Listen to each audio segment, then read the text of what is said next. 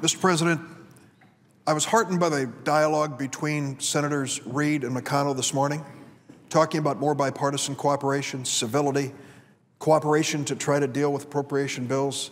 And I'd like to commend to the Republican leader not just those important issues, but the equally important issue of judicial nominations. It's no secret that the Senate's process for considering nominations has deteriorated under the Obama administration because of resistance from the Republican side of the aisle. It is a long-honored tradition in America that a President of the United States fills vacancies on the federal courts with the advice and consent of Senate, and that has been the process since the beginning of this republic. Yet today we find stacked on our calendar literally 19 judicial nominees pending on the Senate floor. 14 of these nominees were reported from the Judiciary Committee last year, some of them as far back as October. They've been sitting here for months. 17 of the nominees were reported out of committee with broad bipartisan support, 12 of them unanimously. 10 nominees, incidentally, are supported by their Republican home state senators. The bottom line, judicial nominees with no controversy, widespread bipartisan approval, are being held up on the Senate calendar and not approved. Why? Well, I can tell you why. It's fairly clear. It is part of a strategy that says if you hold up the judicial nominees as long as possible, in comes that moment of the so-called Thurman rule or Thurman tradition. This relates to Senator Strom Thurmond of South Carolina, who basically said when we are engaged in the depths of a presidential campaign, the Senate should stop approving judicial nominees. There's nothing in the rules that requires that. There's certainly nothing in the Constitution. And in fact, we have, in our own way, found exceptions to it in the past. But what we are seeing now is an effort by the Republicans to hold up or stop judicial nominees in the hopes that they'll be left vacant through the entire calendar year, and then, if they have their way at the polls, a Republican president will fill the vacancies a year from now with new nominees. That is crass. It is unfair.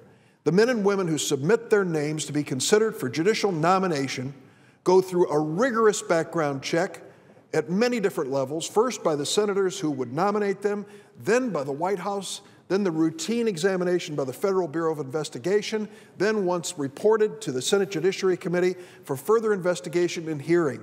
Their lives are on hold during this process. They wait on the Senate. And once they have cleared these hurdles and finally reached the calendar, many of them feel that they can breathe a sigh of relief. A unanimous vote or strong bipartisan vote in the Judiciary Committee used to be a signal of success on the floor. Not anymore. At this point, they reach the ultimate roadblock. They are stopped on the Senate floor by the Republican minority. It isn't just unfair to judicial nominees, men and women of quality, many of whom have been proposed by Republican senators. It is fundamentally unfair to our court system. You see, many of these nominees are filling vacancies that are absolutely essential. Last week, I received a letter from the Chief Judge of the Northern District of Illinois, Judge Jim Holderman. His district is one that has been declared a judicial emergency, meaning the backlog of cases is stacking up and the vacancies need to be filled. He was writing me and Senator Kirk asking that we do everything in our power to move 2 non-controversial, strongly supported nominees through the Judiciary Committee. Well, they're moved through.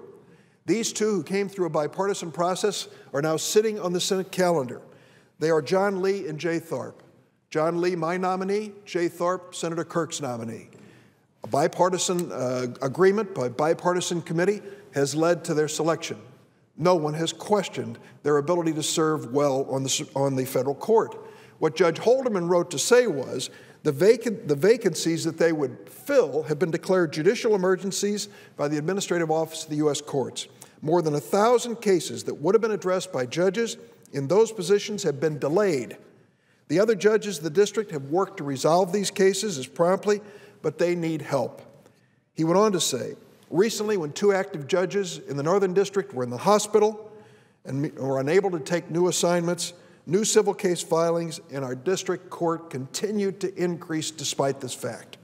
Judge Holderman concluded saying, The people of the Northern District of Illinois need your assistance, he writes to Senator Kirk and myself, and the full Senate should promptly confirm Jay Tharp and John Lee.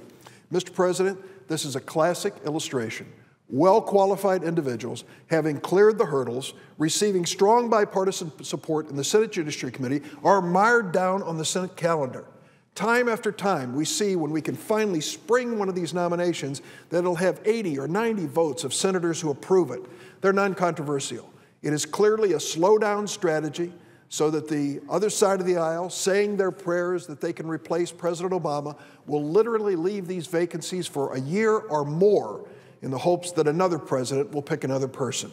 That is unfair to the process. It's certainly unfair to the nominees. It is unfair to this system of government where we are shirking our responsibility to advise and consent for critical vacancies to be filled so that our federal courts can operate in the best interests of justice across America.